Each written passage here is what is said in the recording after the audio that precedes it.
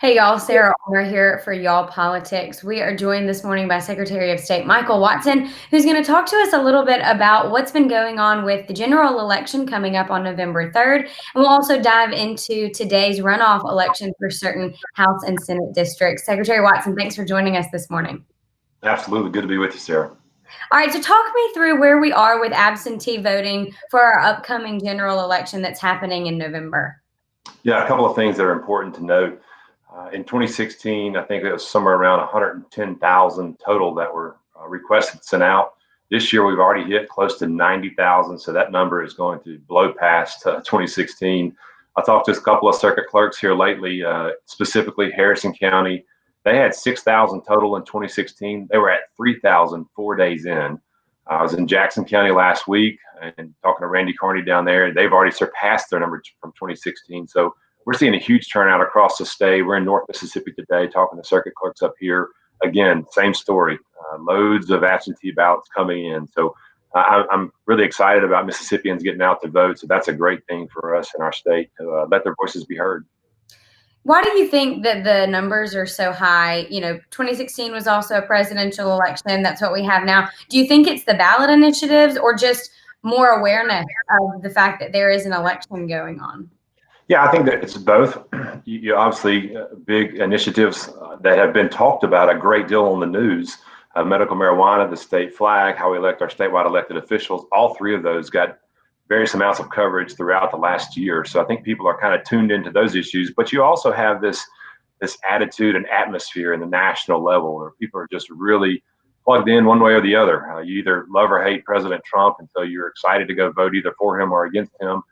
So I think you're seeing that turn voters out, as well as, we can't overlook the impact that COVID's going to have on this election. A lot of folks who are concerned about going to the precinct, trying to get into absentee vote. And again, by law, there are allowable excuses to absentee vote. So as long as folks are using those excuses by the law, I'm okay with that.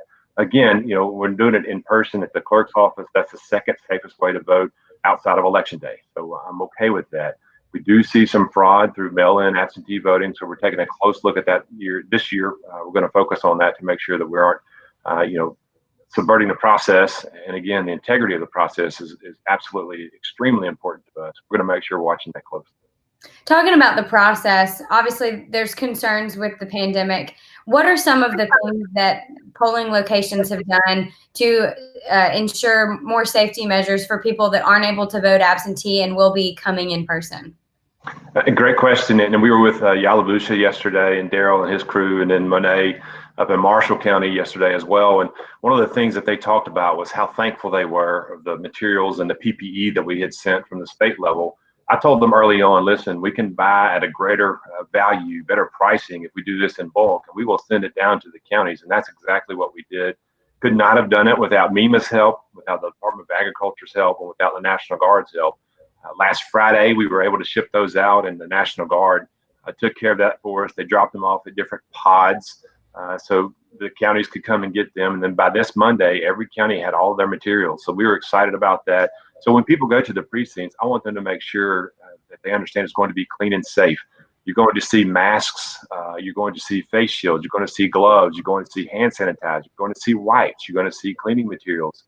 The legislature gave us money to hire additional poll workers who would be there wiping down the tables, wiping down the machines, wiping down the doorknobs. Again, we are focused on this to make sure that Mississippians have a safe and clean environment to vote in. And lastly, Sarah, I'll say this. We issued some administrative rules last week. And in those rules, we mandated that poll workers would have to wear their masks. So again, there's been this big discussion about voters not having to wear masks. And again, I think that's unconstitutional. That voters should be able to receive a ballot without wearing a mask. You cannot deny someone a ballot just because they don't have a mask on. But when we have our poll managers who are coming to the precincts, again, that's where we have the ability to make rules. And I focused on making a clean and safe precinct. And so that's one of the rules that we put in there. Well, it's definitely a busy season for elections. Today, there is a runoff election for some special elections that happened at the end of September for 4 different Senate and House districts. There was a little over 1,700 absentee ballots requested. What does that number compare into elections in the past? Is that a good amount of absentee voters? Does that indicate there will be a good turnout, or is that somewhat low for those for those elections? Yeah, what we've seen on most of our special elections, be it a municipal election or what you're talking about, the four we have today, the 2 Senate and the 2 House, have been pretty average, a little bit above average. So I think the national politics, and again, what you mentioned with the initiatives, are the issues that are driving people to the polls. So we didn't have the best turnout in the original election 3 weeks ago. So I'm hoping for a better turnout today. But again, I think you're seeing people tune in later towards and closer to November. So hopefully that number will start going up today. And those polls are open just as general election would be 7 to 7 at your polling place, correct? That's exactly right. And as you may recall, the legislature put some new rules in this year, House Bill 1521. Those apply to this election. So if you do vote by mail, as long as it's postmarked by today and received within 5 business days at the courthouse, then it will be counted. As well as, again, we're not sending out the absentee ballots to the precinct. Those will be counted in the courthouse by the resolution board. I spit that one out this morning. It's early.